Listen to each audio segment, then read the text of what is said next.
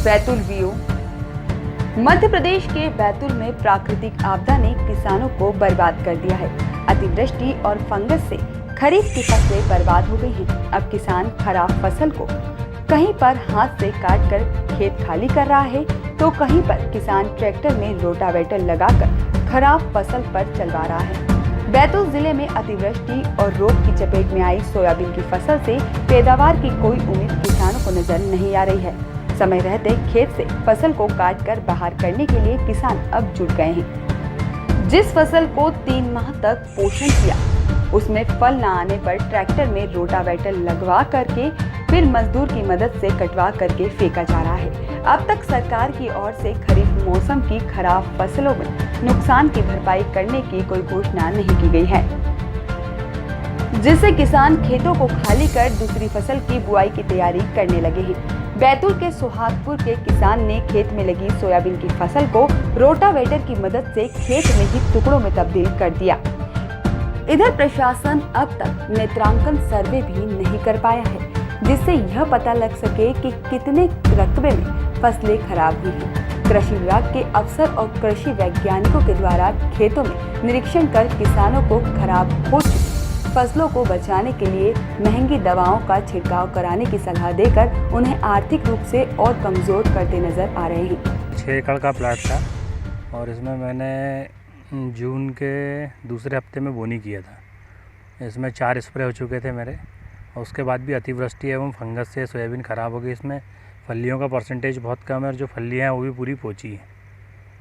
इसमें मुझे 6 कुंटल के आसपास प्रति एकड़ उत्पादन होता, जो पूरे खेत में भी 6 कुंटल नहीं हो पाएगा।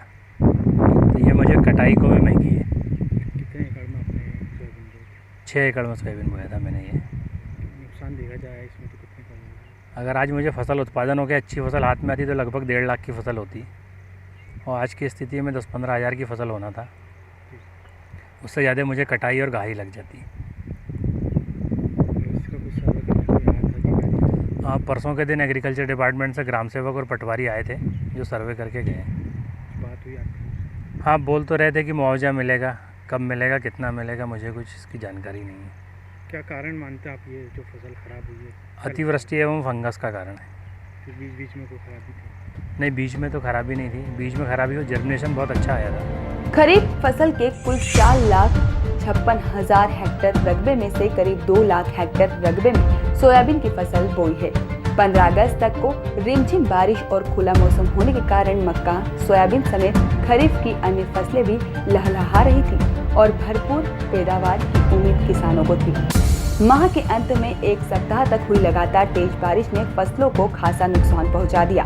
बारिश थमने पर जब किसान खेतों में पहुंचे तो सोयाबीन के पौधों की पत्तियां पीला मोज़ेक के कारण पीली हो गई। जड़ सड़ने से पौधे मुरझा गए थे और फूल नष्ट होने से फलियां ही नहीं लग पाई।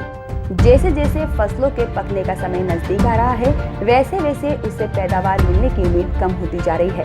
यही कारण है कि किसान सोयाबीन की फसल को खेत से बाहर फेंकने लगे हैं। किसान बंटी वर्मा का कहना है कि सोयाबीन की उन्नत किस्म RVS 2018 की बुआई करीब 6 एकड़ रकबे में की थी। बारिश और रोग के कारण फलियां कम लगी और उनमें दाना भी नाम मात्र का ही आया है। ऐसे में फसल की कटाई का खर्च में पैदावार से नहीं निकाल पाएंगे। इसे देखते हुए ट्रैक्टर में रोटावेटर लगा करके सोयाबीन को नष्ट कर जमीन में मिला दिया गया। पोस्टर न्यूज के लिए बैतूल से मनीष राठौर की रिपोर्ट।